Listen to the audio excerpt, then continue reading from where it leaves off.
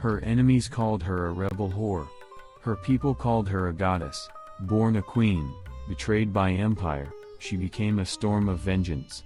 Outnumbered, stripped of her throne, she did the unthinkable. Rani Lakshmibai of Jhansi turned war into legend. While the British Empire plotted her surrender, she sharpened her sword.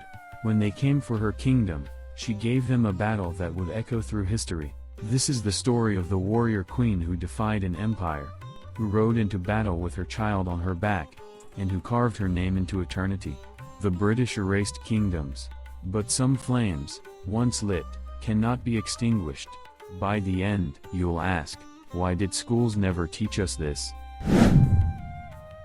To understand how a queen became a legend, we must go back, before the bloodshed, before the rebellion, to a little girl named Manikarnika. Born in 1828 in Varanasi, she wasn't raised to rule.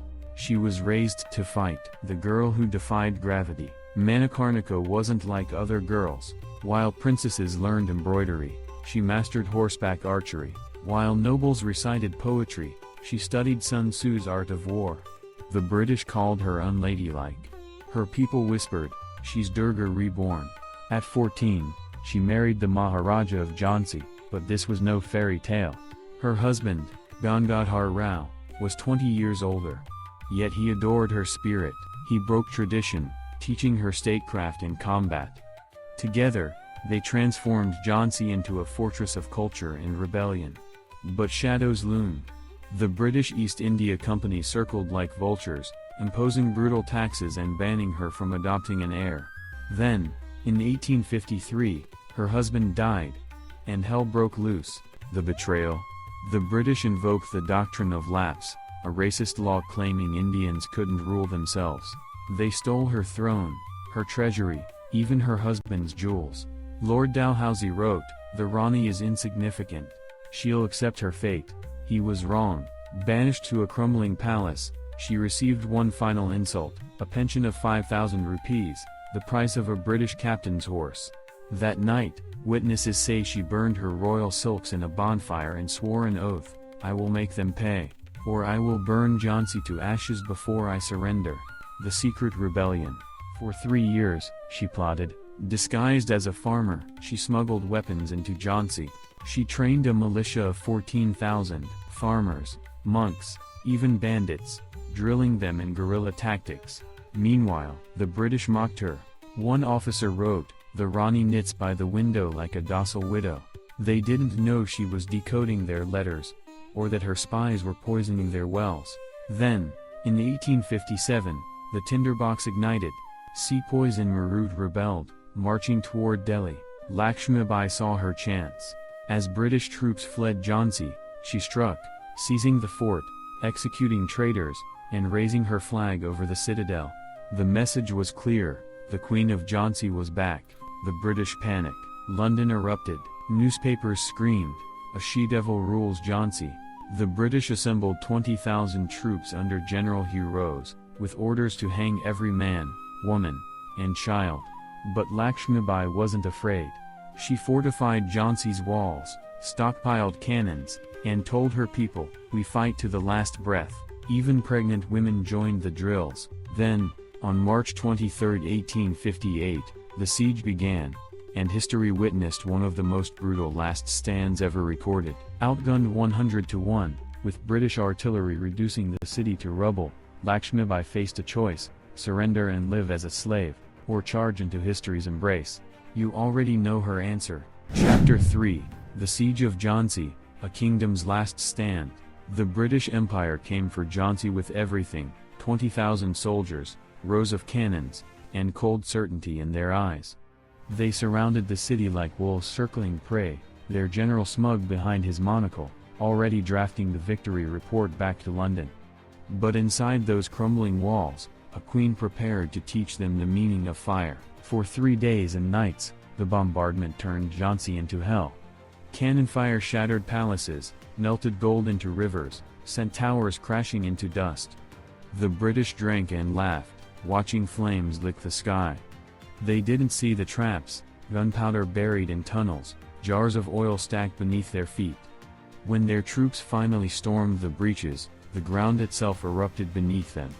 Walls that should have been broken became killing fields, Lakshmibai's hidden archers picking off redcoats from the smoke.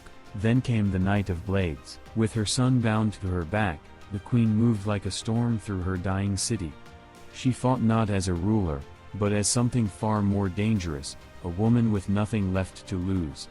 Witnesses swore she seemed to fly, swords flashing faster than musket fire.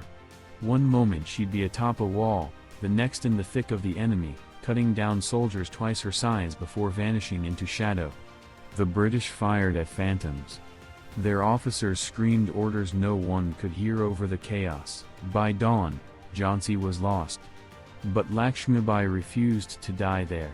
Wrapped in a peasant's rags, she lowered herself into a dry well, emerging beyond the enemy lines where her warhorse waited. With British cavalry hunting her, she rode 102 miles through monsoon rains, her son clinging to her waist. Twice they cornered her. Twice she carved her way free. At the banks of the Ganges, she turned back just once to watch her kingdom burn, then whispered an oath into the wind. This wasn't the end. 2 weeks later, she would charge the British again, this time outnumbered 500 to 1, and spoil the ending all you like. Every soul watching already knows how this story closes. With a sword in her hand, and an empire's pride bleeding out at her feet. Chapter 4, The Last Ride, How a Queen Became a Legend. The British thought they had won. Jhansi had fallen. Her armies were scattered. Yet when they finally cornered Rani Lakshmibai at Kota Ki Sarai on June 18, 1858, they found not a broken refugee, but a warrior queen standing defiant before her last 500 loyal soldiers. Dawn broke over the battlefield as she dressed for death, tying her son securely to her back, wrapping her turban tight, testing the edge of her curved talwar. The British 8th Hussars laughed at the sight, this petite woman barely 5 feet tall, facing down Europe's finest cavalry. Their commander offered surrender. She answered with a battle cry that shook the morning mist. What followed wasn't war. It was poetry written in blood and steel. Lakshmibai fought like the goddess Durga incarnate. Her small force carved through British lines like a hot knife through butter. Witnesses would later swear they saw her horse leap impossible gaps, her sword moving faster than the eye could follow. 3 times she charged directly at the British commander. 3 times they barely turned her aside. Then fate intervened. A musket ball struck her thigh. Another grazed her temple. As blood blurred her vision, she kept swinging, cutting down the soldier who wounded her even as she swayed in the saddle. When her horse finally fell, she rose on unsteady legs, back against a tamarind tree, still shielding her son. The British hesitated. In that moment, something miraculous happened. Her remaining warriors, barely 50 now, formed a human wall around their queen. A teenage lieutenant named Gul Muhammad threw himself on British bayonets to buy her seconds. An old gunner named Lalu Balbati dragged her toward a waiting horse. With her last strength, she whispered instructions to her most loyal maid, take Damodar to safety, before mounting up one final time. Then she did the unthinkable. Instead of fleeing, Lakshmibai turned her horse and charged straight into the British cannon line. Later, even her enemies would admit it was the most magnificent thing they'd ever seen. This bleeding, broken woman, alone against an empire, riding full tilt into certain death. The volley came point blank. When the smoke cleared, she was gone, vanished into legend. The British never found her body. Some say she fell in that barrage. Others claim villagers spirited her away to die peacefully years later. But in the hearts of her people, Lakshmibai never died at all. That very night, British sentries swore they saw a woman on horseback watching from the ridges, her sword catching the moonlight. And perhaps she was there. Because true legends don't end. They wait. Chapter 5, The Aftermath. When shadows outlive the sun, the British had won the battle. But the war for memory was just beginning. 1 week after Kota Ki Sarai, the officer who looted Lakshmibai's pearl nose ring awoke screaming in his tent. His orderly found him clawing at his face, babbling about a woman with fire in her hands. The ring had vanished from its locked box. That same dawn, a village girl 20 miles away placed the same pearls at the feet of a Durga idol. One moon cycle later, General Hero stood before the ruins of Jhansi's palace, dictating his victory report. As he described Lakshmibai's death, a sudden wind snatched the papers from his aide's hands. The pages swirled upward, catching on the broken spire where her flag once flew. The troops made the sign against evil. In Jhansi, the occupying forces ordered the destruction of all reminders of the rebel queen. But when soldiers tried to burn her personal banner, the flames refused to take hold. Villagers whispered that the cloth had been blessed by a sadhu who foresaw this day. General Hero, the victor of Jhansi, began having nightmares.